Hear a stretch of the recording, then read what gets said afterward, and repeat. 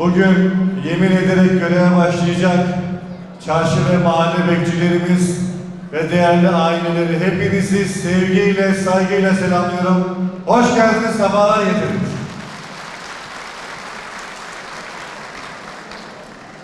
Hepimizin çocukluğunda, ilk gençlik çağlarında bekçiler sokaklarda, mahallelerde güvenin ve huzurun hep adresi olmuştur.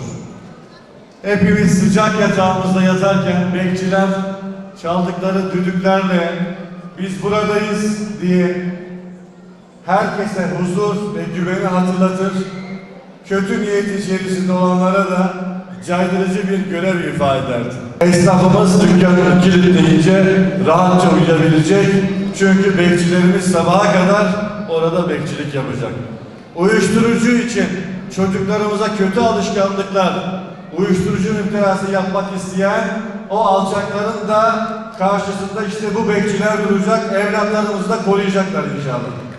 Okulda eğitimle geçiyor, bilinçlendirmeyle geçiyor ama polisten önce herkesin kalbinde bir polis, Allah korkusu olursa bu suçlara ulaşmak olmaz. Geleceğimiz daha aydınlık, daha huzurlu, daha güvenli olacak diyorum.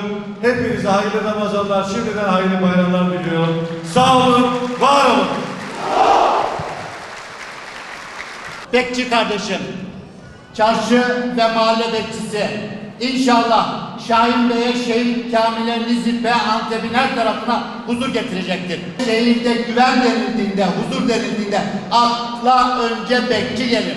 Ola ki o mahallede bir sıkıntı oldu, polisten önce, bir başka yerden önce yine sorulması veya olayı bilmesi gereken yine bekçidir. Bizim kültürümüzde de var.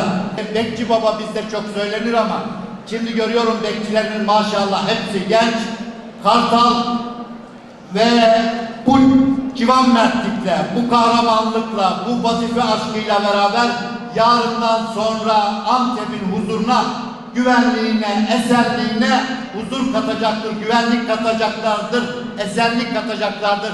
In the sign, marş! Biz zaten ruhumuzu teslim ettik Allah'a. Biz zaten ruhumuzu teslim ettik Allah'a. Kimseden korkmayız, bir tek Allah'tan başka. Kimseden korkmayız, bir tek Allah'tan başka. Milletin hizmetinde olarak, tarafsız ve eşitlik ilkelerine, bağlı kalarak uygulayacağıma, bunları geliştirmek için çalışacağıma, insan haklarına, esas duruş, rahat. Arkadaşlar kalkmayın bak.